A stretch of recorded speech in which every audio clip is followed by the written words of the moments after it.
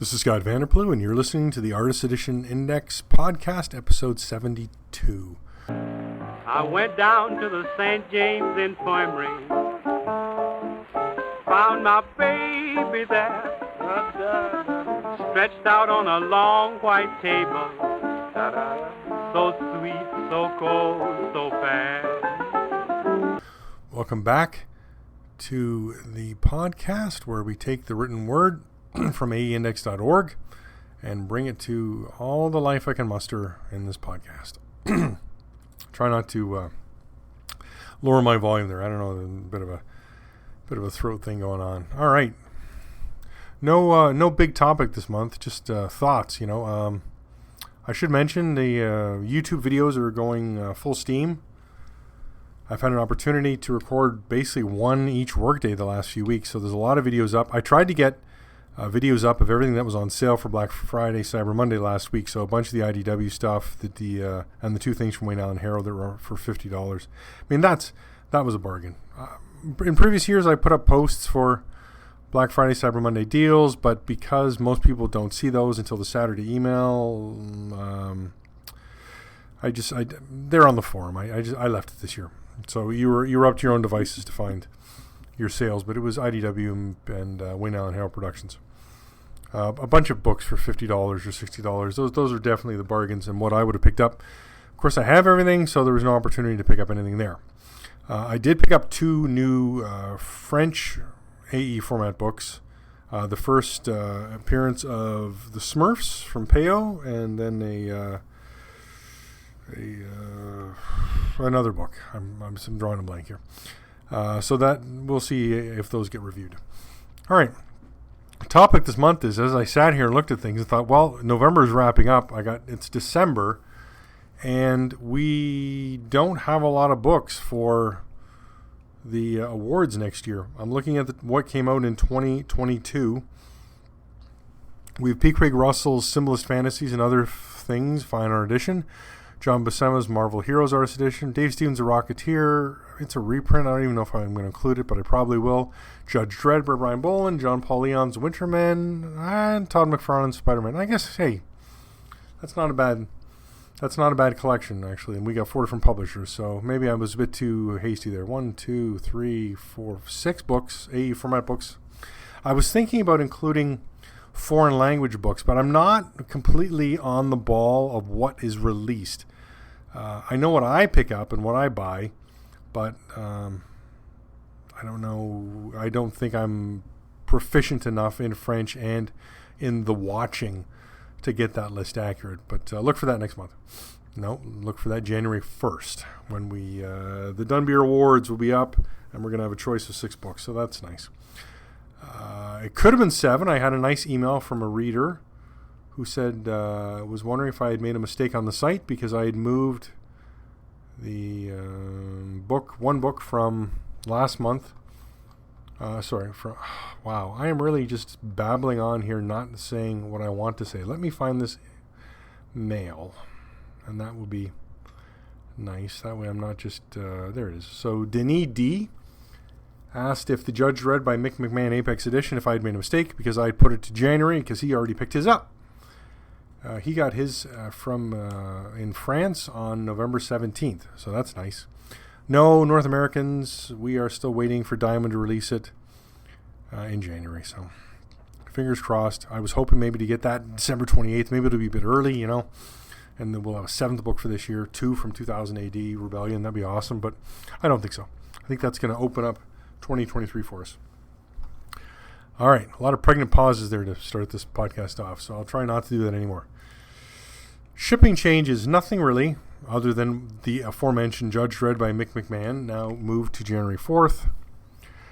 Lots of questions about Lone Wolf and Cub Gallery Edition new printing. Diamond still lists it for December 28th, lists the new price, $119.99. It was released at $99, and I just did a video of it. So you can have a flip through and think, oh, that's an awesome book. Yeah, when it was initially released in 2018, it was $99.99, and it's gone up $20 for the new printing as Diamond lists it. Dark Horse still not showing it on their website. I emailed Dark Horse and did not get a response. So think we may have to just wait that out, and I will monitor and see what happens. All right, let's talk solicitations. So interestingly, this hasn't happened for a while. Diamond released their December 2022 solicitations, and in there was Michael Golden's Marvel Stories Artist Edition. Now, IDW distributes through Penguin Random House, so Penguin Random House normally has their new books listed 2-3 weeks, and then Diamond releases theirs at the end of the month. But this time, no, Diamond had the scoop, and Penguin Random House took them a week and a half to put this up on their site. It has gone up, and I will be doing a post for Penguin Random House November 2022 solicitations, and this will be there. Let me give you the blurb on this one. Michael Golden's Marvel Stories Artist Edition. The work of one of the most influential artists in comics gets the Artist Edition treatment, which you really should say for the second time since he did them. We already have Michael Golden's Micronauts, actually, and we have the Michael Golden G.I. Joe portfolio. So this is his third time around. Michael Golden is a true artist. His work has inspired several generations of comic artists, and fans across the globe eagerly await his new releases. This Artist Edition of Golden's Marvel work will include 4 stories, 2 short NAM stories from Strange Adventures, and the Wolverine Christmas story, including one of his most fondly remembered, the Spider-Man Hulk from Marvel Fanfare 47, considered to be one of his very best. Additionally, this collection will include pages from Doctor Strange 55, Avengers Annual 10, and covers galore. If you're a Michael Golden fan, then this is the Artist Edition you've been waiting for, other than Michael Golden's Micronauts and Michael Golden's G.I. Joe portfolio. All right.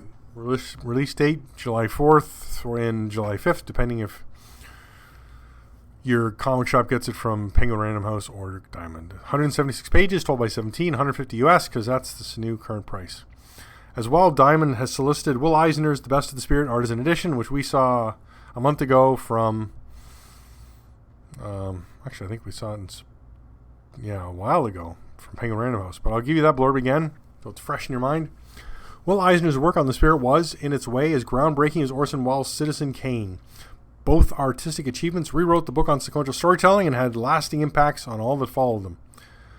Featured within these pages are 17 Spirit stories, all from Eisner's peak period, 1946 to 1950, generally regarded as his best work on the Spirit.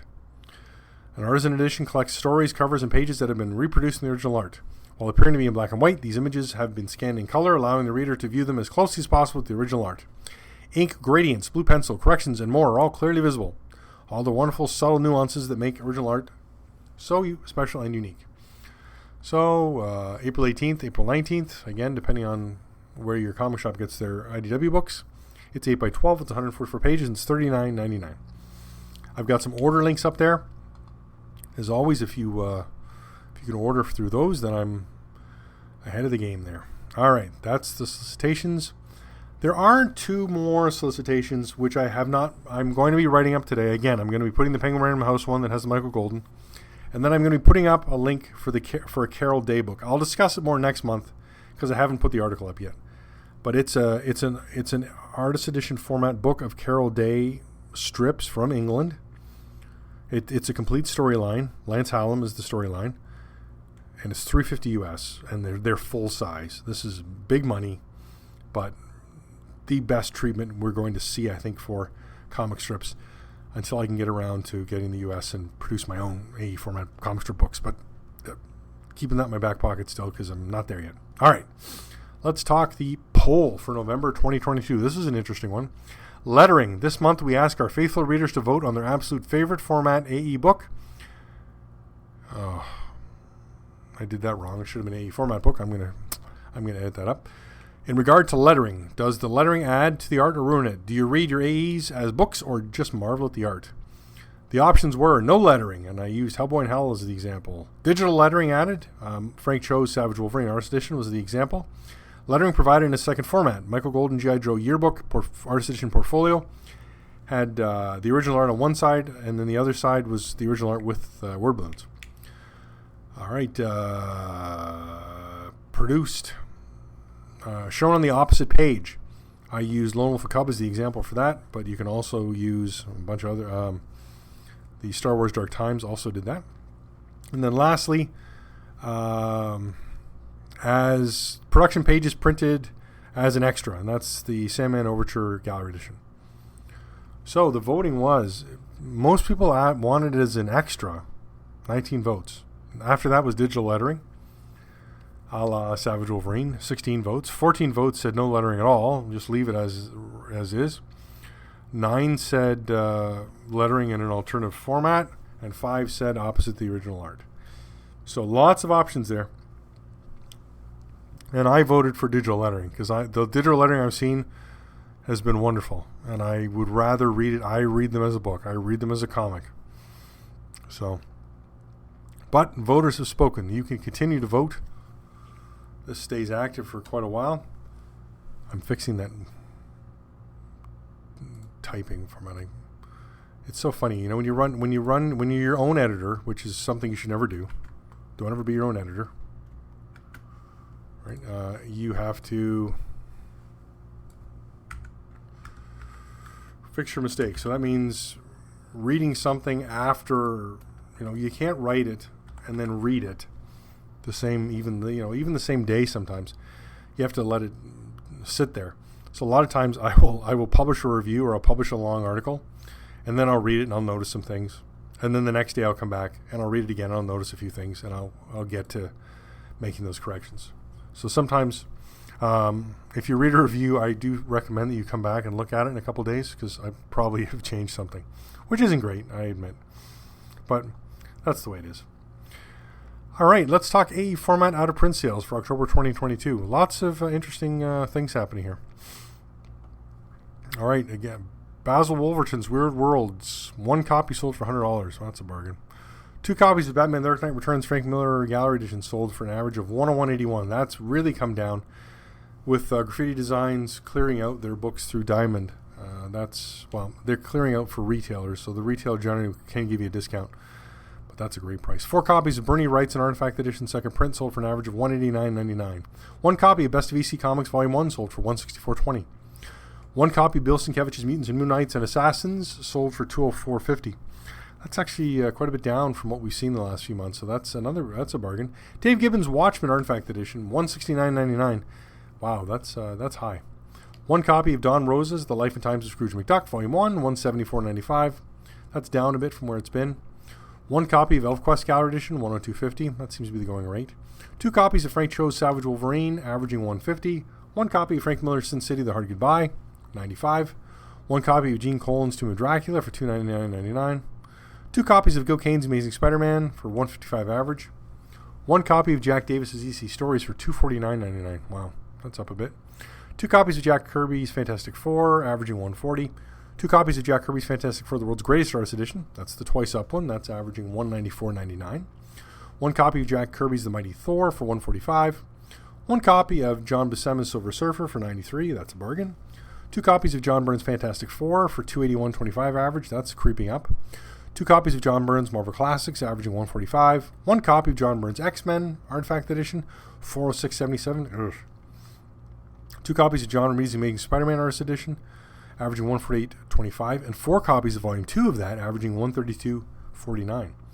2 copies of Lone Wolf and Cub Gallery Edition, averaging $347.50. Man, to find one of those in the wild and put it on eBay, eh? 1 copy of Mad Artist Edition, $200. 1 copy of Marvel Covers Artist Edition for $179.99. 1 copy of P. Craig Russell's Murder Mysteries and Other Stories Gallery Edition, $98.52. 3 copies of Spawn Vault Edition, averaging $393.77. 1 copy of Vault Edition 2 for $202.50.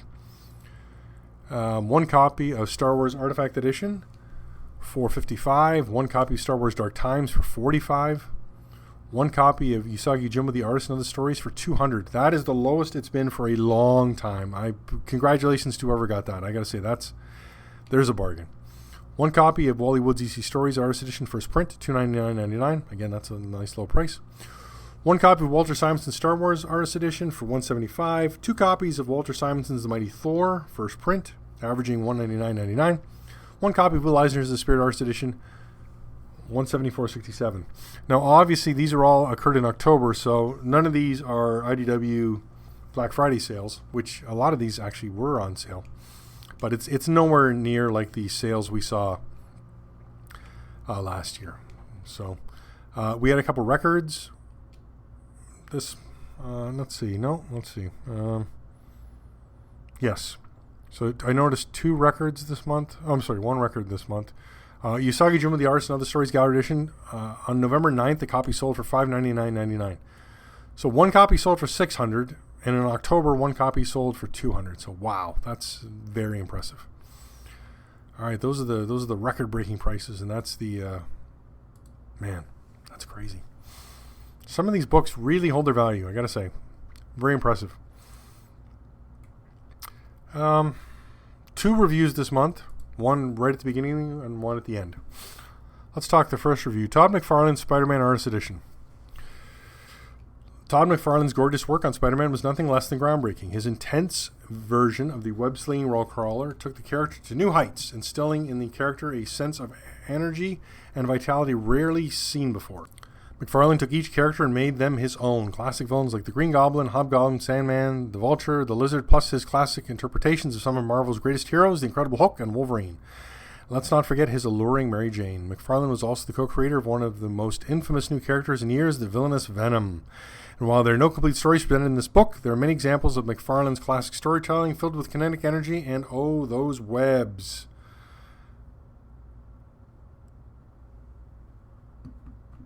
IDW Publishing, September 27th, released.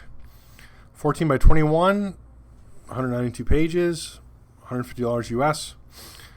Interesting. So let's talk that size. So a bunch of there were a few issues that he did. Most of his Spider-Man artwork was that bigger size paper, but all his Amazing Spider-Man stuff is smaller. So when you get into the book, you'll see that less than half actually takes up the full page, which is a bit disheartening, but it is his Spider-Man stuff, and it's quite large. There are issues of Spider-Man that are not that size, so it varies quite a bit. I bought all these issues off the newsstand. I was interested sort of in McFarlane. I know this is hugely popular, and McFarlane is just riding the top of his game right now. And Spawn is ridiculously popular. I'm not a huge McFarlane fan. I'm glad this artist edition is out, but it's not on the checklist for me, I gotta say. Now, being able to check his pencils and the inks are really nice. I mean, at this size, the webbing is great, no question. Really nice stuff. And then the gallery, the great cover gallery, and we do see that the Marvel Age cover, which I really like, and he did some Marvel Tales covers, and we get to see that Wolverine cover with the Hulk, right? That's that whoosh. That's that Todd McFarlane cover we all know. So some great extras for sure. Nice production. The book is really well done. We've got. It's interesting. We haven't seen Serban Cristescu work on one of these in a while. It's been Randall Dahlk doing them. Maybe with the reduced number, Randall's got time to do whatever the 4 books a year that IDW's putting out. All right, that's the one review. The other review this month was Natasha Artiste Edition. And that is Natasha. I don't know if it's Natasha or Natasha. It's Natacha. With Natasha, the air hostess from 1970, Francois Waltery and Goss created the first heroine of popular Franco-Belgian comics. The birth of this beauty is due as much to chance as to the talent of 2 authors then almost unknown. Natasha and the Maharaja, the next album, upsets the cart even more. Waltery develops a graphic style that will influence generations of designers. The secret of the Goss-Waltery duo: audacity, experience, a small part of recklessness, a hint of luck, great friendship, and above all, a lot of work. For the first time, the original artboards of these 2 founding albums of the legend Natasha are reproduced in facsimile in the original format. This Dupuis Artiste Edition appears on the occasion of the 50th anniversary of Natasha and the Maharaja. February 1972, it was published in Spirou, and then December 1972 was published as an album. So this was released by Dupuis in June of this year. It's 374 millimeters by 513 millimeters, which is 14.7 inches by 20.2 inches, 120 pages, hardcover. It's 199 euros. I was excited to get this. I bought it the day it came out. I got it from my usual place, Nufiem. Not Collector B, it was Nufiem. And I received it, and then it just sat there, and I did not review it. I try and do new things right away, but with the French stuff, sometimes I get it, and just with other things going on, it sort of languishes, which is disappointing, actually. And I need to be more on top of that. Like I said, there's a new There's a new Peyo one of the Smurfs' first appearance. That's out this week. I've ordered it. I should have it next week, so I'm going to review that in December. Actually, I may both books in next month may be foreign language books because I don't know about any English books that I have sitting around. All right. This book is, like I said, I don't think any of this Natasha has been translated to English. I haven't seen any English translations. But it's a Waltry, the style's great. Francois Waltry. Really nice style. It's got that really, the look that you'd expect of BD or Bayday, bande dessinée from that period. And it's really nice to flip through. The pages look great. It's that Spirou format of art. So every page is actually two separate pages, an A and a B. And for the albums, they put them together. But for Spirou, a lot of times you got each page only had half, right? And they had something else going underneath it, a puzzle, a game, an advertising, that kind of thing. The art presents really well. I mean, 50 years old. And it's not very yellowed at all. So I think it must be, I don't know if Dupuis holds a lot of this stuff because it's all there. There's so I don't know if a collector or possibly the Waltry or Dupuis, somebody owns it. It's interesting, the aging, because instead of what you normally see with aging, it goes a bit yellow and then it goes brown. This has a almost like a pink rose tint to where I would expect it to be yellow-brown. So I'm not sure what happened there. But really great stuff. And what I love about Dupuis and these Artiste Edition, well, it's interesting that they took again, further reinforcement that Artist Edition is the format and not just IDW's name for this style of book. I think it's worldly recognized now as a format. So many great extras. We get an introduction. We get a lot of extra artwork. We get biography. We get a real build-up, photographs of the creators. There's a lot of background material, not just the art, right? And I think with North American production of these books, we don't get enough background material. I think so. Fantagraphics does, and I think they do a wonderful job with that. But it's been so long. Fantagraphics, where are you? I heard a rumor.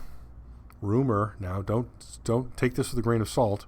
That we may see another Fantagraphics studio edition coming, with some Marvel / Fantagraphics work from Marvel work from Fantagraphics creators. So, maybe an X-Men history book and an Incredible Hulk history book. That could be another Fantagraphics studio edition. We'll see. Maybe not. That's my only rumor from Baltimore. I know some things from Baltimore, but I've said I'm not going to reveal them. So that's it. All right, back to this though. Yeah, wonderful book, wonderful production. This is basically the size is like a twice up. Interestingly, the hardcover is really thick. Like it's thicker than any cover I've encountered.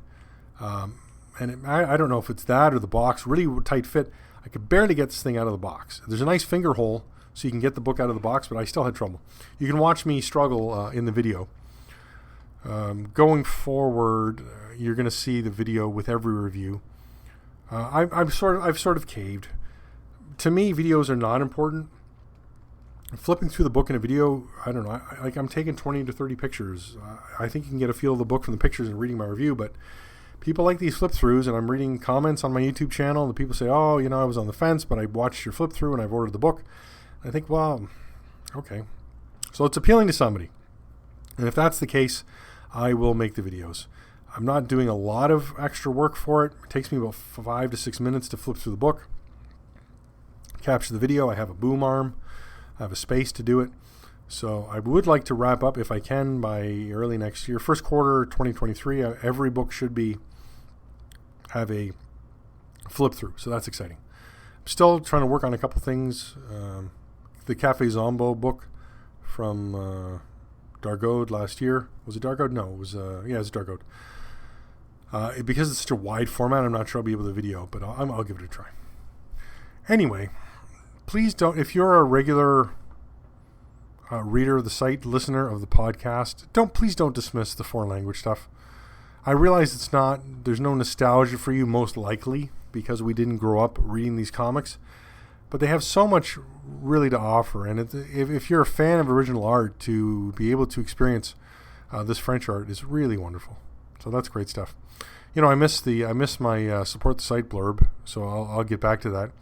If you'd like to support the site, 3 ways you can do that. Patreon patron, $1 or more a month. Greatly appreciated. It goes towards me buying books, as everything does. The easiest way to support me is to use the affiliate links I have throughout the site. Click on those links. I get a percentage. Especially if you can, please pre-order your books through Things from Another World. That's my best pre-order. That's my best affiliate link. So that's pretty exciting. And the final way is through the store. Now, the store's had some good play lately. Sold a bunch of things, so the store stock is dropping rapidly. Don't have much left. I did get a couple copies of Eric Powell's Lagoon Artist Edition, which unfortunately I can't offer the same price that the IDW sale had them for. Actually, a lot of the books I have for sale were on the IDW sale, unfortunately. So I think they'll probably sit there a while, and people who maybe didn't get it on the sale and still want to pick it up can order it from me. So, all right, that's it for this month. Thank you for joining me, and we will see what the new year brings. Some exciting things coming in December. Hopefully these 2 new French AE format books are going to be reviewed, and maybe we'll get some news on 2023. Now, we've just got an AE format book from IDW announced for July of 2023, so it really makes me wonder what the year is going to hold. As Scott Dunbier has said, he still wants to maintain the 4 books a year, and we've heard 2 books announced now for 2023, so let's hope maybe we can hit 4 or maybe a little bit extra. Thanks, and look forward to next month. Let her go, God bless her. Wherever she may be, she can search this wide world over. She'll never find a sweet man like me.